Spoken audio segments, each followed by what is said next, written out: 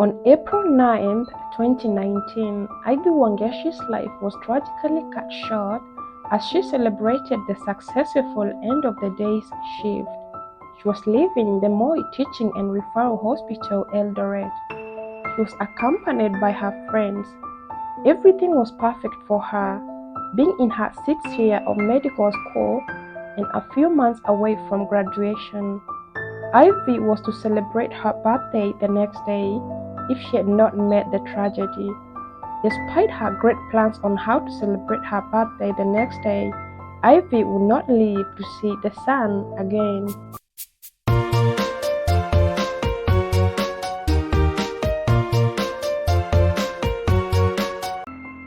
In that morning of the tragedy, Ivy and her friends were at the main gate when a man appeared out of the blue, looking infuriated and wild. He was armed with a machete and an axe. The man's name, Naftali Kinopia. He snuck up behind Ivy and her friends and ambushed her with both the weapons. Witnesses confirmed that he first cut Ivy's neck with the machete and then went ahead to hit her with the axe right on the head, not once but several times. So he went to where her head was and he lifted up this axe and brought it down on her.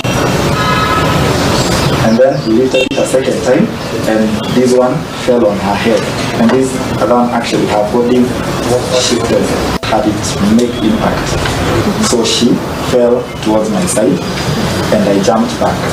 This attacker lifted up this, what I thought was a rod at the time, and at this point now I actually really went to grab it from him.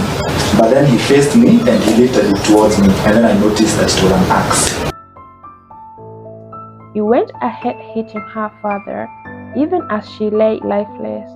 Naftali then immediately tried to flee the scene, but an angry mob, motorcyclists involved, Ivy's fellow students, and the residents went after him.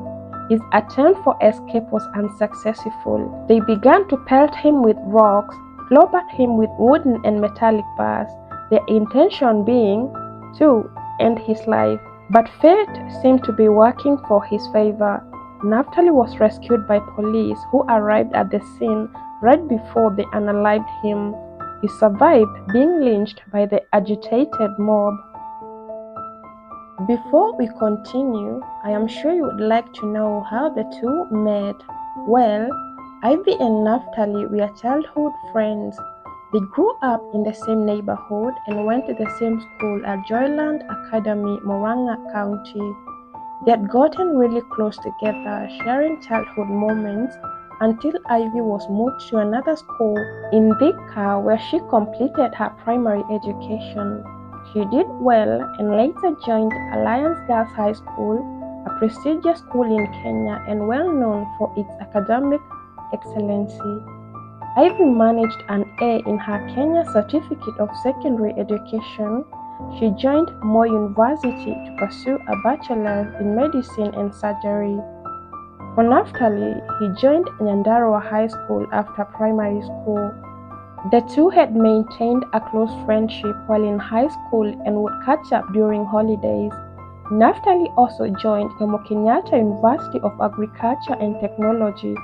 During these times, Naftali, who was from a relatively wealthy family, would use his parents' finances to maintain and impress Ivy in the hope of winning her love.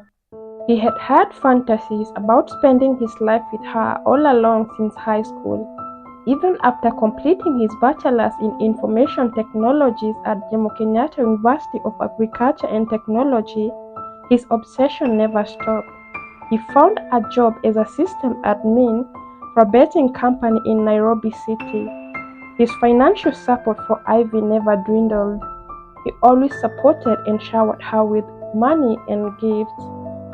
At 28 years, Naftali's delusional relationship with Ivy got intense when he intended to move it to the next level. He, however, had had a fantasy of them being a couple, which was never the same feeling for Ivy. Her friends would say that the relationship was one-sided and obsessive. To call a spade, Ivy was not in love with Naphtali, and she only perceived him as a friend. Ivy was never attracted to Naphtali. Ivy had even made a request to Naphtali, wanting him to stop showering her with gifts and money. However, Naphtali never relented. He continued to send her even more, paying her unplanned visit to the campus and requesting Ivy to be his exclusive lover, which she never agreed to. He began to stalk her around and acting too obsessive. When Ivy opened up about it to her friends, they advised her to report the matter to her parents as well as Naphtali's and also engage the police. Unfortunately, she never took it seriously.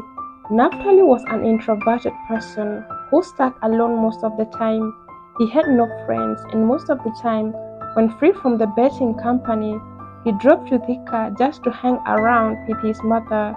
His reserved and introverted nature had denied him an opportunity to associate with other women apart from Ivy, who was the only thing he knew and would sadly turn into a bad obsession. Sadly, after her friends had warned her about Naphtali's obsessive nature, she brushed off the message, confirmed that she was well aware that Naphtali would never hurt her. What she did not know is that the choice she made would sadly cost her life that bright morning. News of her horrific murder sent a shock across the country, and it became a national debate. They were left with 1,001 questions as to why Kinuthia would orchestrate such a ferocious act. Her mother, Winfred, was the first to testify in court, making it clear that Ivy never had a romantic relationship with Naphtali. One thing that will always linger in my mind is that she was a very hard-working girl in school. So anything that distracted her mind from the school was very unwelcome most of the time. The other thing is that she was, as far as we the parents were concerned, she was obedient. She was obedient to us as the parents. Even in school, I have not heard of issues. I've never been in school to discuss her character. She said that she and her daughter were best friends and Ivy could have confided with her if she was dating him. However, she admitted that Ivy and Naphtali had been childhood friends for many years. She stated that Ivy was still single up to the time she made such a heinous death. Ivy's friends supported Ivy's mother's statement. Naphtali had acted out of frustration, realizing that Ivy never really loved him in such a manner. The too much love he felt for her turned into a bitter resentment that made him finally take away her life. He could not process the fact that he had invested in her even financially, but she never wanted to commit to him. Naphtali had even sent her money for her birthday, but Ivy did not send him an invitation. This annoyed him, and he started making demands for financial refund for all the money he had given her, approximately 300,000 Kenyan shillings. That's all he had spent on her over the years. Kinuthia started harassing Ivy through phone calls and messages, and when his threats became too overwhelming for Ivy, she went ahead and blocked his numbers. Naphtali started sending threats to Ivy through one of Ivy's friends, claiming that he would do something stupid if Ivy kept pushing him off and that none of his coin would go into waste. He was giving them ultimatums and stating that Ivy was an ungrateful person who he had showed the light, but she chose darkness. The threats were happening around March 2019, just 30 days before he killed her brutally. After the threatening messages and calls, Naphtali started traveling frequently all the way from Thika to Eldoret, stalking Ivy and trying to find out if she was seeing another man. That April 2019, before her untimely death, he drove to Eldoret. He made efforts of trying to locate Ivy, and when he finally managed to locate her, his efforts didn't yield much. He had tried to make Ivy come along with him in his car, but she rejected his offer by making an excuse. Ivy went back to the hostel and remained locked up. He returned to Nairobi, of course frustrated. On the 9th of April 2019, Kinuthia passed by Thika, his home area, before heading for Eldoret. Approximately an 8 hours drive where he finally killed the innocent soul. After being rescued by the police, Naftali was admitted at the same hospital where Ivy studied. He was healing, mostly head injuries, where his skull was almost crushed to a pulp. After recovery, he was charged with the murder of Ivy Wangechi. Naftali was remanded at Eldoret Government of Kenya Prison. On his first appearance at court, he pleaded not guilty and had even tried to bail himself out, but the presiding judge, Stephen Githinji, rejected the request. Months later, he sought for a plea bargain through his attorney Mbiu Kamau. He was to plead guilty for lesser sentencing. This is an incident that I have regretted forever. After thinking about it and reflecting, I knew it would not have happened, and there were many ways to get around this situation without causing the death of an innocent person. Since that day, I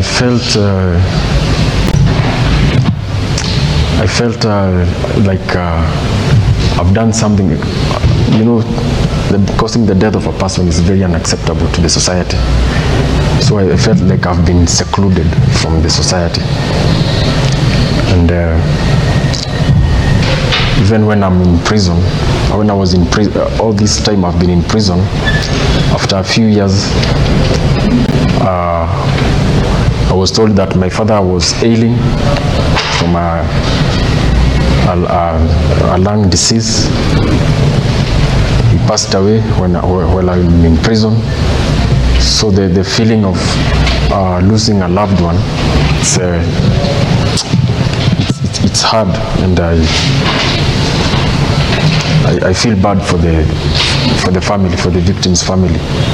If there was anything that could be done now, we could do it. During his plea, he confessed to have been frustrated by Ivy not reciprocating his feelings, and he could not accept that the relationship was one-sided. His deep love for her had just turned into such anger and resentment, he could not let her be with another man. On October 26, 2023, 4 years after Ivy's killing, Naftali Kinuthia was sentenced to 40 years in prison. Must reflect the seriousness of the offense that also works as a deterrent. In so considering, I do sentence the accused herein to serve a custodial jail sentence of 40 years. For Ivy, she had been laid to rest not long after her demise. During this gloomy moment, Ivy was eulogized as intelligent and loving. She was respectful, quiet, and reserved. She really loved hanging out in church. She was a believer for PCEA Thika Makongeni, her home area. She had plans to mentor young men and women after graduating. Sadly, she passed tragically. Her body had been moved from Moi Teaching and Referral Hospital Eldoret to Kenyatta University Funeral Home. She was later taken to her home where she was laid to rest. My heart goes out to her family and friends and all the loved ones who were affected by her departure. May she continue resting in peace.